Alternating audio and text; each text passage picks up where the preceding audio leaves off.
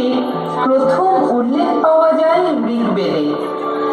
ষড়শ ও বতী মিলে সরস্বতী বা জ্যোতির্ময়ী।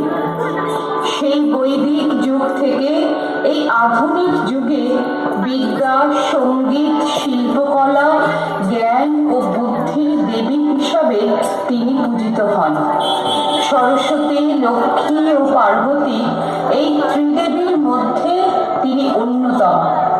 এই ত্রিদেবী ব্রহ্মা, বিষ্ণু, মহেশ্বরকে জগৎ সৃষ্টি করতে সাহায্য করে। সৃষ্টির আদিতে ব্রহ্মা প্রথমে সরস্বতী সৃষ্টি করে পূজা করেন, তারপর তিনি জগতে পূজিত হন। ভাগবত পুরাণে আছে, শুম্ভ ও নিশুম্ভ অসুরদেরকে বধ করার সময় মা দুর্গার শরীর থেকে যে কৌশিকী দেবীর উৎপত্তি হয়েছিল তার অপর নাম সরস্বতী।